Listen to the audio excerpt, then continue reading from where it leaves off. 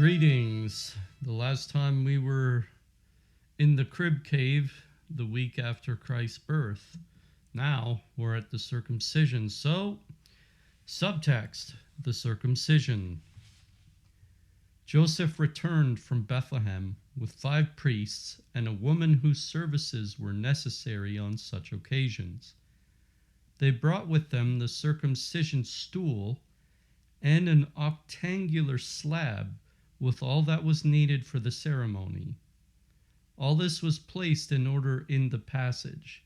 The stool was hollow and formed a chest, which could be taken apart, thus affording a kind of low seat with a support on the side. It was covered with red. The circumcision stone was, perhaps, over 2 feet in diameter. In the center was a metal plate under which, in a hollow of the stone, were all kinds of little boxes containing fluids. These boxes were in separate compartments, and at one side lay the circumcision knife. The stone was laid upon the little stool which, covered with a cloth, always stood on the spot upon which Jesus was born, and the circumcision stool was placed next to it. That evening a repast was spread under the arbor at the entrance of the cave. A crowd of poor people had followed the priests, as is usual on such occasions, and during the meal they were continually receiving something both from the priests and from Joseph. The priests went to Mary and the child, spoke with the mother, and took the child in their arms. They also spoke to Joseph about the name the child was to receive. They prayed and sang the greater part of the night and circumcised the child at daybreak. Mary was very much troubled, very anxious about it.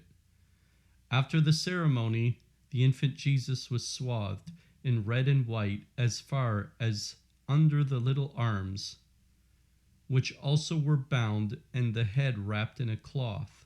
The child was again laid on the octangular stone, and prayers recited over it.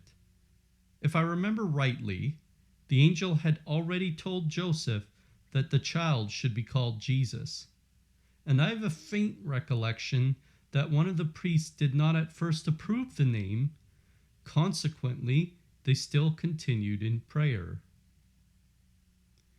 Then I saw a radiant angel standing in front of the priest and holding before him a tablet like that above the cross, upon which was inscribed the name of Jesus. I saw the priest writing the name upon a scrap of parchment. I know not whether he or any of the others saw the angel, but deeply moved, he wrote the name under divine inspiration. After that, Joseph received the child back and handed it to the Blessed Virgin who, with 2 other women, was standing back in the crib cave. Mary took the weeping child into her arms and quieted it. Some shepherds were standing at the entrance of the cave. Lamps were burning and the dawn was breaking. There was some more praying and singing, and, before the priests departed, they took a little breakfast. I saw that all present at the circumcision were good people. The priests were enlightened and later attained salvation. Alms were distributed the whole morning to many poor people who presented themselves. Afterward followed a crowd of beggars, filthy black creatures, very repulsive to me. They carried bundles and, coming up from the valley of the shepherds, passed the crib as if going to Jerusalem for the celebration of a feast. They were very boisterous, cursing and scolding horribly, because they did not receive by way of alms as much as they wanted. I do not know exactly what was the matter with them. During the ceremony of the circumcision, the ass was tied further back than usual. At other times it stood in the crib cave. During the day I saw the nurse again with Mary attending to the child. That night the child was very restless from pain. It cried, and Mary and Joseph tried to soothe it by carrying it up and down the cave. While reflecting upon the mystery of the circumcision, I had a vision. I saw two angels with little tablets in their hands, standing under a palm tree. Upon one tablet were pictured various instruments of martyrdom, of which I remember one, a pillar which stood in the middle. On it was a mortar, which had 2 rings. On the other tablet were letters denoting the seasons and years of the church. On the palm tree, and as if growing out of it, was kneeling a virgin, her flowing mantle or veil, for it was fastened over her head, floating around her. In her hands was a heart upon which I saw a tiny, shining child. I saw an apparition of God the Father draw near to the palm tree, break off a heavy branch that formed a cross, and lay it on the child. Then I saw the child raised, as it were, on the cross, and the Virgin reaching the palm branch, with the crucified child on it, to God the Father, the heart alone remaining in her hand. On the evening of the following day, I saw Elizabeth on an ass and accompanied by an old servant coming from Jutta to the cave. Joseph received her most cordially. The joy of Mary and Elizabeth was extremely great as they embraced each other. Elizabeth pressed the child to her heart. She slept in Mary's cave next to the place in which Jesus was born. Before the sacred spot stood a stool upon which they often laid the child. Mary told Elizabeth all that had happened to her, and when Elizabeth heard of their difficulty in getting a lodging on their arrival in Bethlehem, she wept heartily. Mary gave her all the details of the infant Jesus' birth. I remember hearing her say that she had been in ecstasy 10 minutes at the time of the Annunciation, that it appeared to her as if her heart had grown double its size, and that she was filled with unspeakable happiness. But at the child's birth she had experienced an intense longing.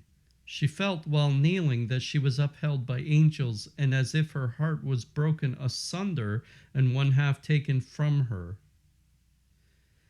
She had also been 10 minutes in ecstasy at the time of the birth. She had been conscious of an emptiness within her, a longing after something outside of herself. Suddenly a light shone before her, and the figure of the child seemed to grow before her eyes. Then she saw it moving and heard it crying, and coming to herself, she raised it from the rug to her breast. For at first seeing it environed in glory, she had hesitated to take it up. Elizabeth said, "Thou hast not given birth in the same way as other mothers. The birth of John was sweet also, but it was not like that of thy child." Once I saw Elizabeth with Mary and the child concealing themselves toward evening in the side cave. They remained there the whole night, for visitors from Bethlehem were approaching by whom they did not want to be seen. The Jewish women do not leave their children long without other nourishment than the breast. And so the infant Jesus was fed in those first days on a pap made of sweet, light, nutritious pith of a certain rush-like plant. As in the Temple of Jerusalem, the holy feast of the Maccabees began at this time. It was also celebrated by Joseph in the crib cave. He fastened 3 lamps with 7 little lights on the wall of the cave, and during the whole week lighted them morning and evening. Once I saw in the cave one of the priests who had been present at the child's circumcision. He had a roll of writings from which he prayed with Joseph. It seemed to me that he wanted to find out whether Joseph kept that feast or not. I think, too, that he announced to him another, for a fast day was near at hand. I saw the preparations for it in Jerusalem. Food was prepared the day before the feast, the fire was covered, servile work was put aside, the doors and windows were hung with tapestry. Anne often sent servants with gifts of provisions and utensils, all of which Mary soon distributed to the poor. Once Anne sent a beautiful little basket of fruit with large, newly blown roses stuck in among it. The pink roses were paler than ours, almost flesh-colored, and there were some yellow and some white. Mary was very much pleased and placed it beside her. And now came Anne herself, accompanied by her second husband and a servant. The infant Jesus stretched out his little arms to her, and great was her joyous emotion. Mary gave her a full account of all that she had done to Elizabeth. They mingled their tears together, pausing at times to fondle the infant Jesus. Anne had brought with her many things for Mary and the child, coverlets, swathing bands, etc. Although Mary had already received so many things from her, yet the crib cave was still quite poor in appearance, since whatever was at all unnecessary was given away at once. Mary told Anne that the kings from the east were approaching with rich gifts, and that their coming would attract much attention.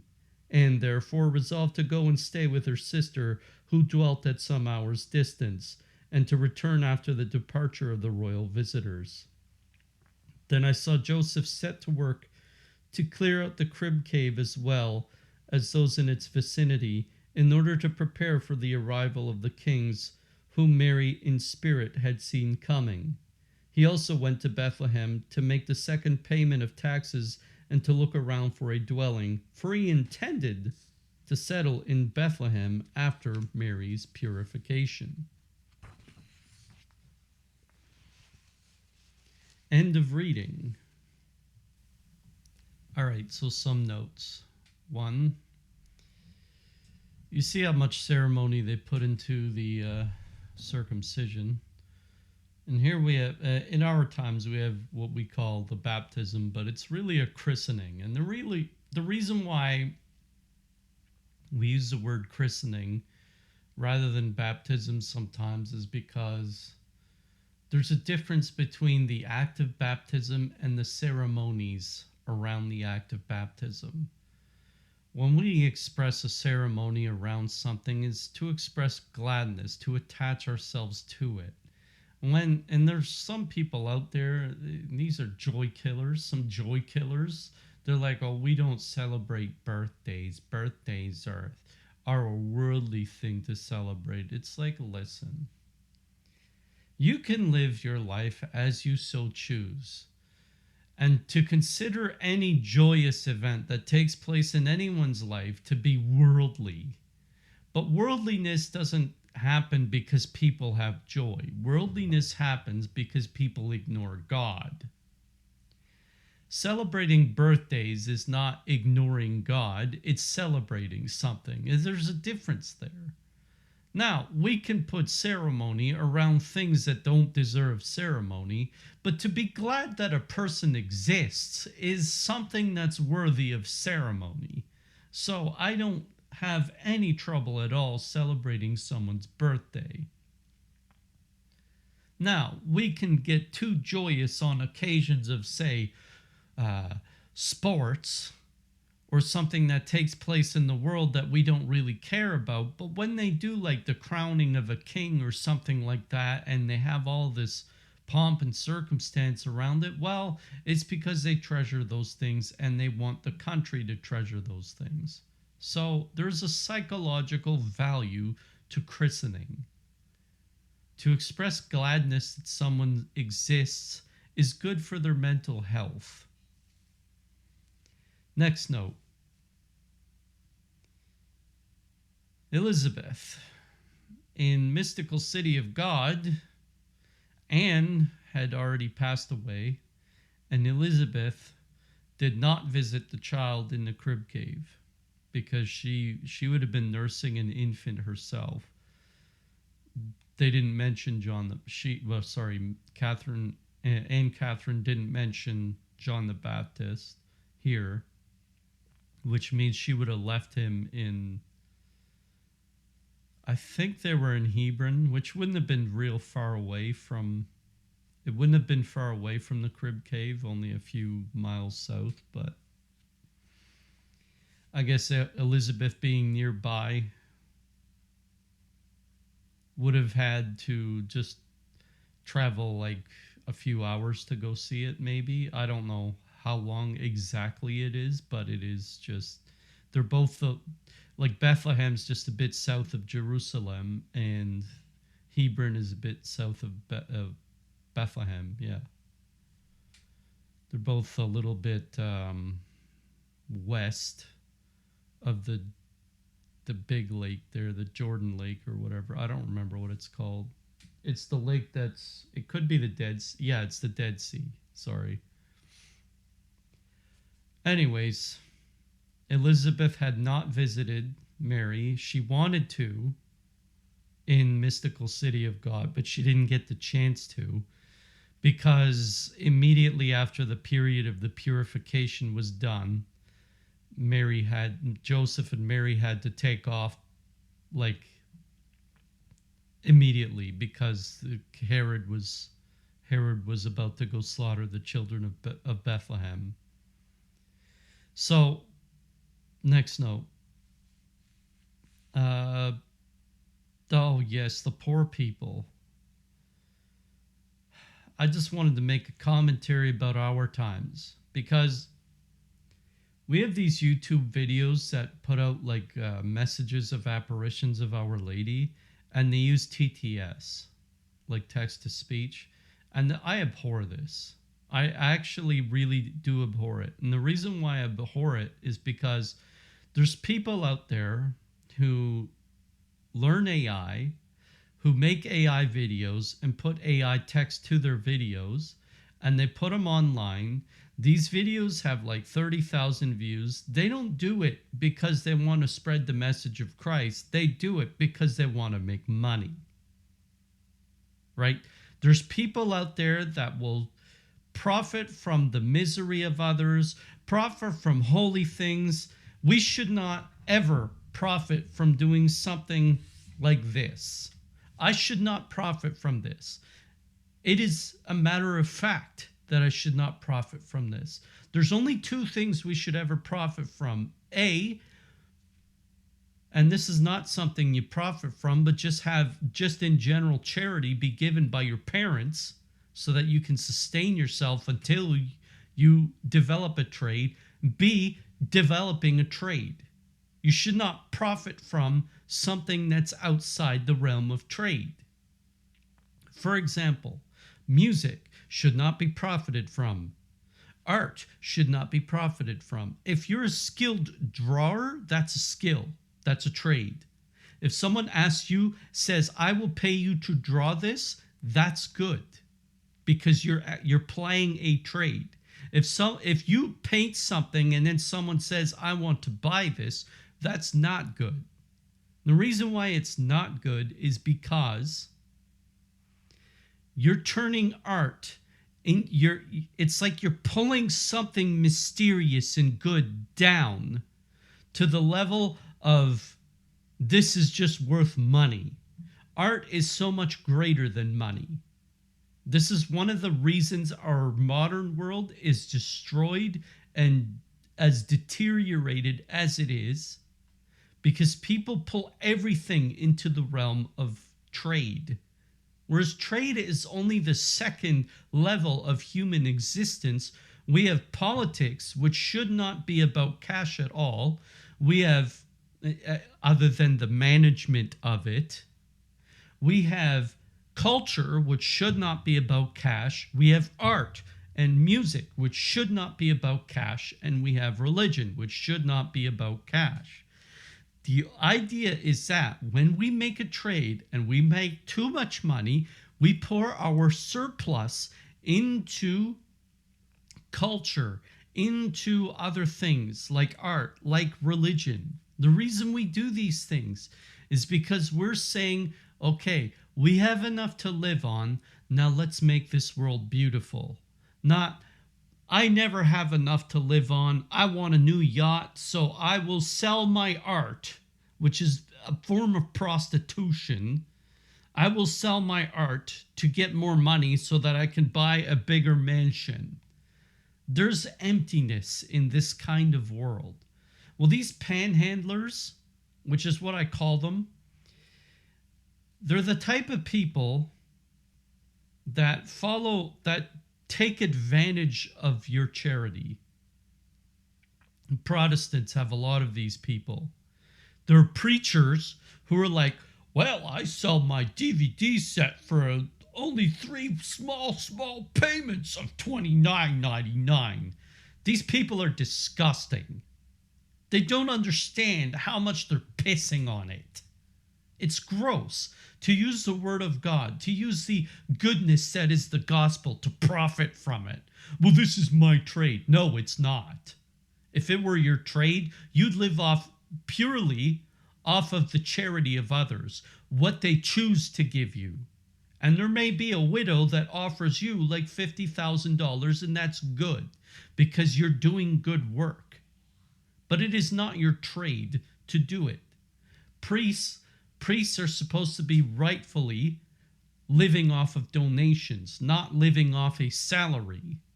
But in our times, we got corrupted. The only reason they do so is because the government decided, well, we need to be able to tax you on income tax, so therefore report a salary. It's pure emptiness. Well, you have people who go to big cities, right? And they pass off the appearance of being poor. When the truth is they have skills, they have a trade. But they say themselves, why would I go work at McDonald's and get income taxed? Although in Canada, you're probably not making enough money to get taxed at McDonald's unless you're a manager. But let's suppose you go work at a cubicle for 40 grand a year and you start coming into the tax brackets. Why would I go work for tax when I can go panhandle at a good city corner in a bigger city and make $35 an hour? And some of them actually do make quite a bit of money panhandling. They make this like decrepit little board with a sign, please, I need food, me and my dog. And unfortunately, there's a lot of actual poor people who live on the streets because they're psychologically destroyed. They're damaged. Whereas people who are perfectly healthy, have good, well-adjusted behavior, and live off a trade, they decide, oh, no, I'm going to sacrifice that because there's more profit in panhandling. And that's the emptiness of the world we live in. And unfortunately, a lot of these people aren't Christians. Keep that in mind. People who have intrinsic practices of dishonor, and that's what I call it, dishonor, they're not Christians. They'll come from other religions. I won't name them, but they're of the Eastern variety. Now, next note, mystical city of God. Oh, yes. Mary was very distressed about the circumcision, but she didn't tell us why. Anne Catherine didn't tell us why. Mary of Agreda did. Mary of Jesus of Agreda did. Or Agreda, whatever. She did. She told us that when she was lamenting over the fact that Christ had to spill blood. And she always lamented this. So what she did is she actually saved, in Mystical City of God, she actually saved the foreskin of Christ with his precious blood on it and gave it as a relic, I think, to the apostles. So, last note, the feeling, oh yes, Mary's heart. She tells Elizabeth, it's like when the Annunciation happened, when 3 drops of her blood, or when 3 drops of blood from her heart went into her uterus, her womb, she felt like her heart doubled in size. And when she gave birth to Christ, she felt like her heart shrunk. Not shrunk, sorry, that's the bad words. It was ripped in half, and half of it was given to Christ. And then she felt a longing after that. Now, there is a mystery in the universe about this effect. I have a feeling, and this is just me drumming up some thoughts, I have a feeling that the moon used to be a part of the earth, not just the moon, there's a lot more to this story, but I'll just say this, that the moon was like a rib of the earth and that it was torn out, and it was torn out perhaps during the flood. When the earth left its first environment, its paradise environment, and there's two possible things I entertain, that paradise is actually deep underground, or that paradise was around a different star, that we are not native, that this planet is not native to the Sol system, the current star. But whichever, that when the earth left the first star to become part of the second star, the environment of the second star, the moon was ripped from it and the flood happened. And now that the moon is ripped from it, I have a feeling that the moon stirs the earth. They already know that the tidal forces of the water are affected by the moon. Sorry. Now,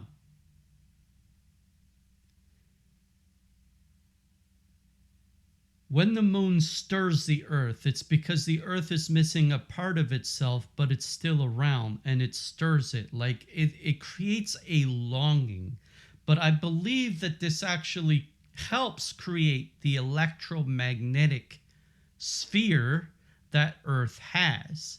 That when this moon circles around the earth, it stirs this energy within the earth that gives it the plasma barrier that it currently has. The reason I guess this is because Venus and Mars have practically no magnetic fields. Pluto does. Jupiter has the biggest one, by far the biggest one, and Saturn has a smaller one.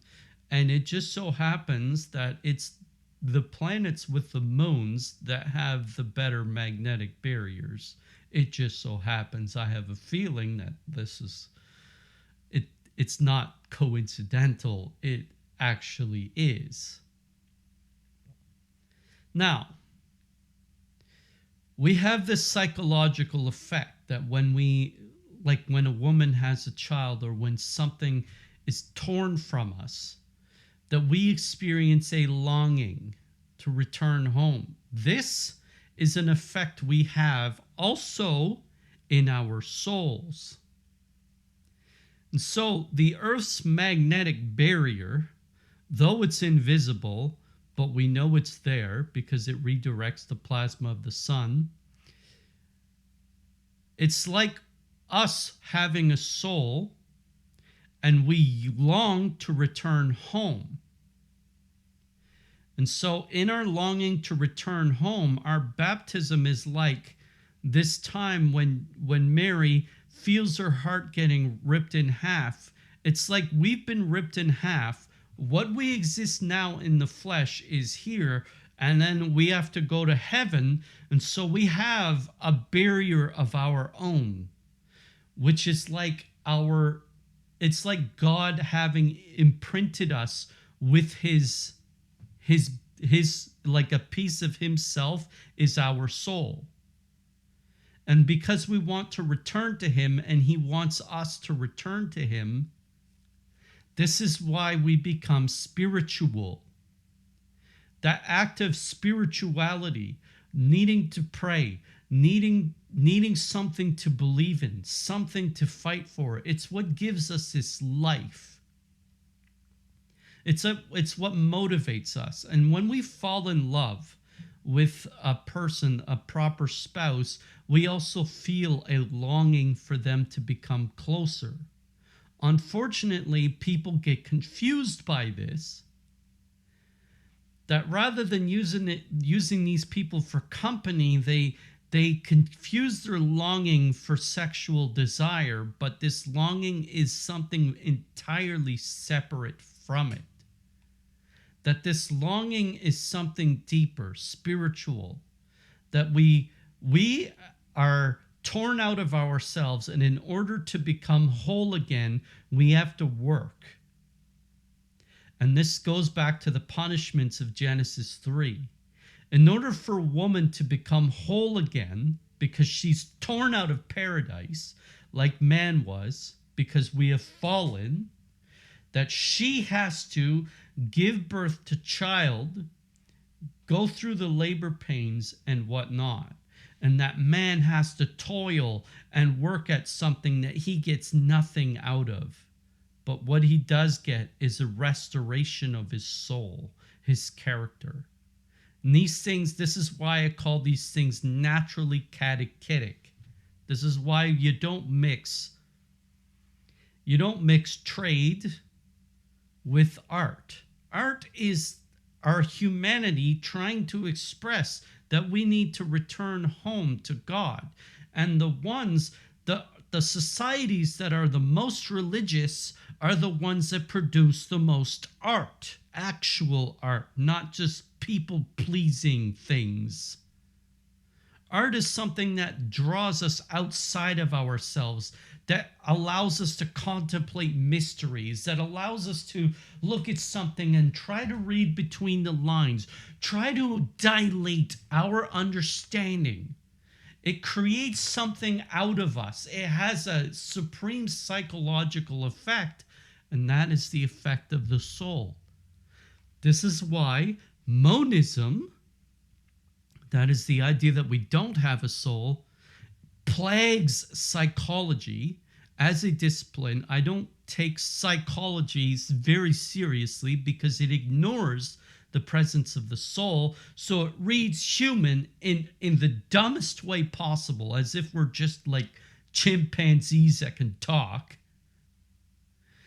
Whereas when we learn about the soul, we learn true psychology. We learn truly why we're apart from ourselves, is because heaven is home and we're living in a pilgrim state in the flesh. So in all of this, what I'm really trying to say is that when Jesus was born, Mary felt her heart tearing in half. And so she now feels a longing for Christ. She doesn't go through original sin. She doesn't go for a longing for home, but God gets ripped from her. And now she's apart from him. And we will never understand what she went through when she went through this, other than to relate how we feel incomplete. Now she has this new feeling of incompletion, and in her perfection, she will work constantly to get closer to him. And we will see this when we now read how she constantly wants to please him as a mother, and eventually, when he's of age, when he's past 12, as his ultimate helper. And this is why I believe in her title of co-redemptrix, because she is his ultimate helper in his efforts of salvation. That is all. Ave Maria.